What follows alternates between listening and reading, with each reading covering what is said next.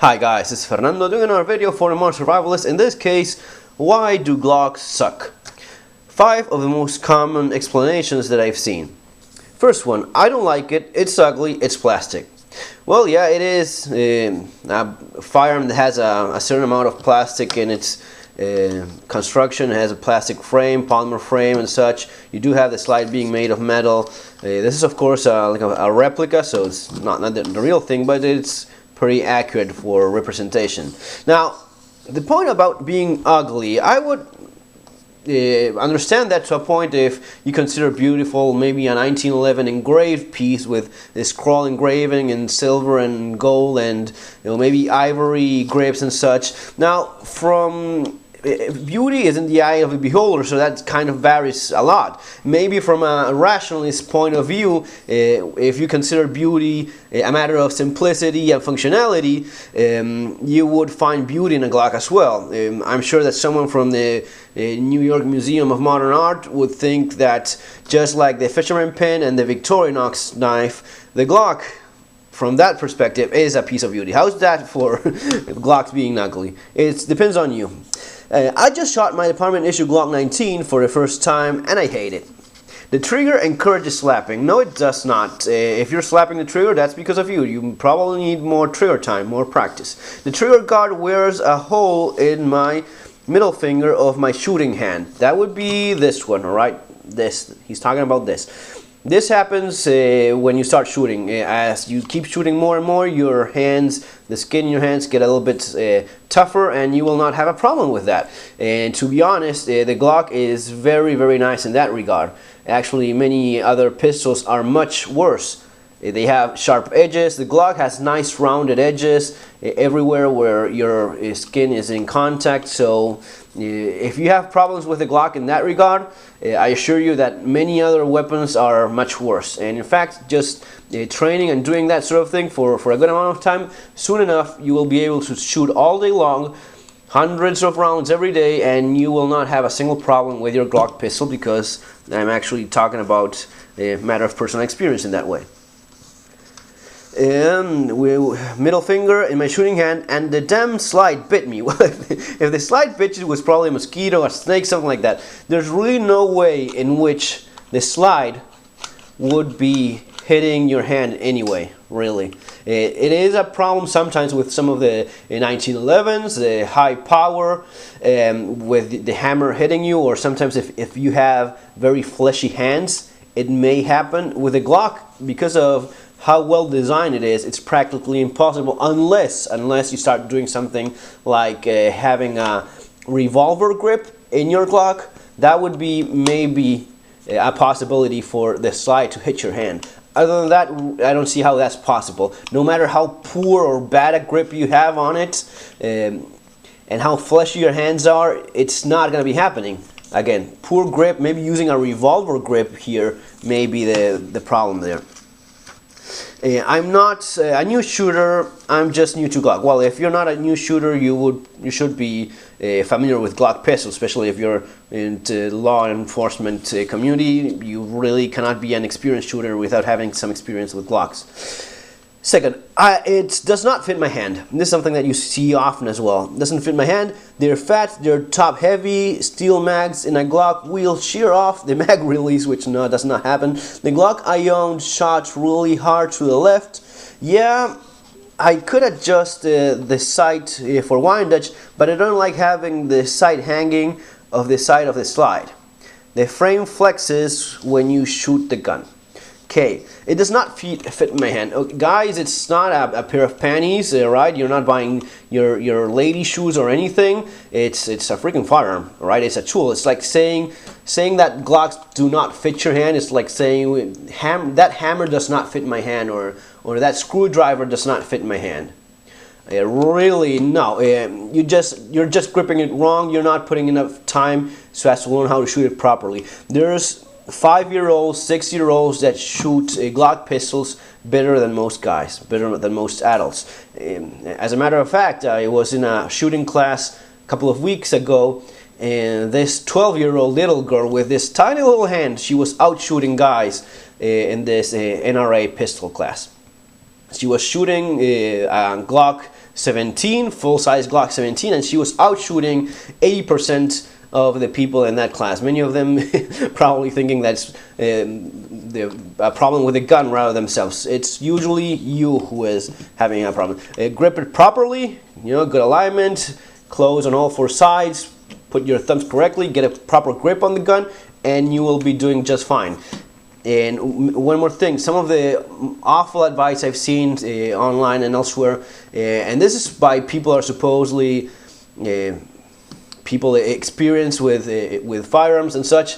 They say go to a gun store and start picking them up. Start picking gun ups and see which one fits you better. It's not that way. It's not going to be one gun is not going to be fitting you better. The only way in which you could approach that idea of the fit for your hand, maybe one of those target pistols where they actually shape the wood grip in some way, or they insert epoxy and they do something like that, then it's really not a matter of fit or anything. It's just if you do that, if you just start picking them up and seeing, well, I like this one better, you will be making several mistakes. You will be picking a gun based on a biased perspective, which it probably has nothing to do with the way in which the gun has been made, right? So that's very much awful recommendation, awful advice. Just go pick guns up and see which one feels better for you. It's as rational as it sounds, and none at all. They're fat. Well, yeah, it is a double stack magazine, so it is going to be a bit fat compared to a single stack.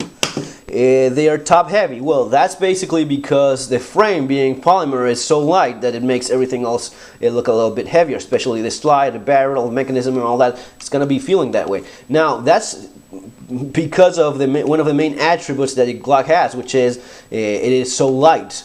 Since it's so light in the frame, the rest does feel a little bit heavier, but it really does not compromise in any way how well it works. All right, it's not compromising it in any way. It actually it points very well. I've taken many people shooting for the first time with Glock pistols. All of them shot very well with Glocks compared to everything else that I've tried. Okay, I've tried tricked out 1911s with $1,000 in them of custom parts and fitting and such. Glocks work best, right? Glocks in general, for most people, Glocks will work best. The steel mags in a Glock will shear off. Well, if you know the magazines in Glocks, it's plastic, and no, it does not shear off the magazine release. The Glock I own would, well, yeah, we basically understand this. The frame, get back here, the frame flexes when you shoot the gun. To some degree, that's true, right? Because this is all polymer, it does flex a little bit. Especially, I had my Glock 31 in 357 SIG, which is kind of a powerful round, and because of that, because of the frame flexing just a little bit, it's actually reducing a part of that felt recoil. So it's not actually a bad thing that the frame flexes a little bit. It's actually meaning that you're going to be having a little bit less felt recoil than if you had a steel firearm, an entirely 100% steel firearm with a steel frame. You're going to be having a little bit less felt recoil because of that. There's also variations because it kind of gets very close to the bore axis as well. You may be feeling a little bit more. That also means that you will be getting a little less muzzle flip.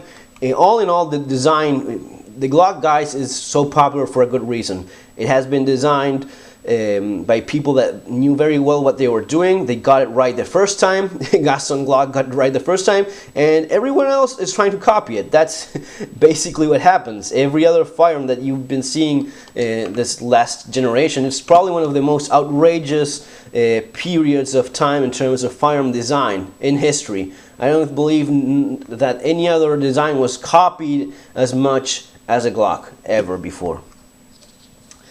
Moving on, third, it's not accurate. First off, the sights. Everyone, even a lot of Glock lovers, seem to hate the sights. They're cheap, plastic, and just low grade compared to many sights on the market. Well, there's nothing wrong with a Patridge type sight like this one, right? There's nothing wrong with that. The only thing, the only little bit of truth to this is that, especially in some of the Generation 3 Glocks, the front sight did come off with certain ease if you were abusing your gun, especially in comparison with the rest of the gun. The rest of the gun being so rugged and resistant to some of the most incredible torture tests, the front sight was in fact the weak point. Extremely easy fix, and actually in the last Gen 4s, it's even better than the ones that were before those, because it actually has a little screw that keeps it in place. So yeah, maybe yes, maybe you want to change that. Maybe you want to change that front sight. But there's nothing wrong with the sights of the Glock. It's actually one of the most accurate guns out of the box. And that's been my experience. It's been the experience I've had with new shooters. This is a target I shot actually a couple of weeks ago. 6 shots, Glock 17 Tula ammo, nothing fancy or anything. 10, yeah, here's actually 1/9/2012. 10 yards. It's a sub 2-inch group.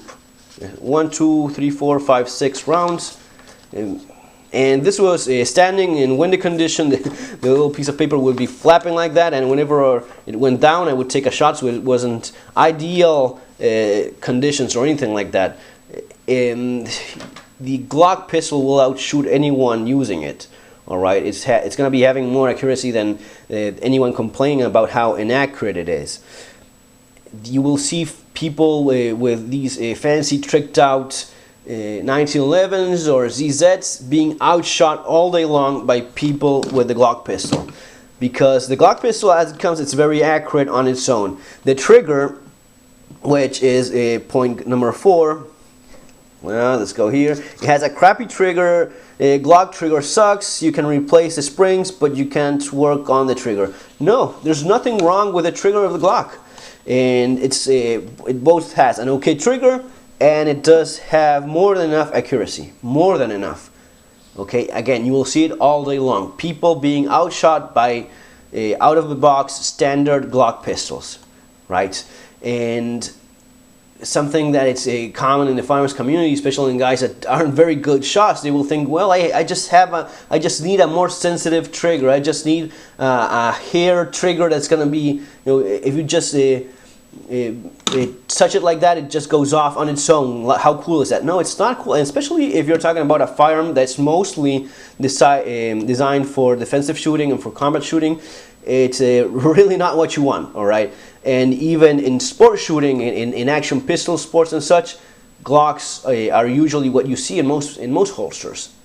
Now, if you are even the slightest inclined towards defensive shooting, you will need a Glock. Anywhere in the world where you go, someone's going to be handing you a Glock. Anywhere you go where you will be using a gun that is being loaned to you, that gun will be a Glock.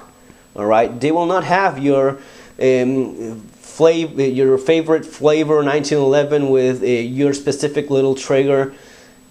Actually, it's the standard by which all other defensive shooting guns are measured, and that's done because of a good reason, because it's indeed the best. Finally, maybe one of the funniest ones, Glocks blow up.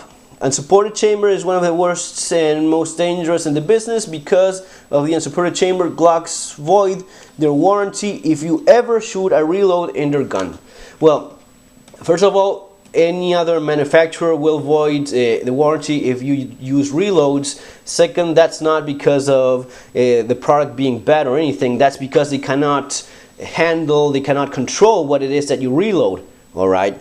They have no control over what crazy reloads you may be making, or if you're reloading drunk or doing something like that, or simply making a mistake. Since they have no control over that, they cannot honestly give you a warranty for a gun that may be blowing up because of that reason. All right, Glocks going kaboom. You see that online all the time. It seems that Glocks just leave them, even a copy or a replica, you just leave it there sitting, and it's going to be exploding on its own, based on some of the things you read there online. Truth is, Glocks will blow up because of 2 reasons. Glocks will blow up mostly because of poor reloads. All right, that's why they're not putting their hands in the fire with you using your God knows what reloads. Second, because of poor firearms maintenance. I was shooting not that long ago, Glock that was so dirty that it would just keyhole every round. Bad accuracy, awful. I quickly took it apart because, of course, that's very simple to do with a Glock. Took a look at the barrel and was so leaded up. It was covered in this mixture of muck and lead and burned gunpowder. And when I asked the guys in the shooting range, they told me, well, we don't really clean Glocks. Glocks don't need any cleaning. They just keep working. You know, like, yeah, that's cool, right? No, it's not cool. If you have that in a gun, it becomes dangerous, all right? A gun that is not being receiving minimum maintenance, and the Glock is extremely forgiving in that regard, but it's not magical. If you do something that stupid, eventually you will have problems. In some cases, very serious problems with lead building up in the barrel on the inside. What happens is that it increases greatly the amount of pressure after each shot. With each shot going through, because the true diameter is being reduced, because of that, the pressure is so great that there's a true risk of blowing up the gun because of that. It starts letting all up. That's why you try to avoid that. I mean, you don't have to be extremely picky about it, but you cannot have like a millimeter of gunk building up in your barrel. It will be dangerous, and it may blow up indeed. Okay, so those are basically some of the more common explanations as of why do Glocks sucks, and of course they are not. They have very little basis to it. If you think of it in ways of which gun is more commonly available, which gun has the most parts availability, where can I go anywhere where there's firearms being involved and get a magazine for my gun, lightweight, ease of shooting, ease of user interface with a firearm, accuracy, magazine capacity, lightweight, extreme tolerance to abuse of the most incredible nature. You see some of those torture tests that they do on these pistols, and it's incredible what they can take. No other gun can take the abuse of a Glock pistol. If you combine all that, there's no other gun that comes close. That's exactly why all other manufacturers are in one way or another copying the Glock pistol. Finally, the guys that I have to mention this, the guys that like the XDs, well, they will tell you it is an improved version of the Glock. No, it's not. It's not an improved version of the Glock. It is just an attempt to copy the Glock, because everyone wants to do that. So why go with a copy when you can go with the original thing that has been done right from the go? Go with the Glock. Don't buy anything that's a copy of it. All right, guys. Take care. Remember to subscribe if you're liking these videos, and see you next time. Have a good day.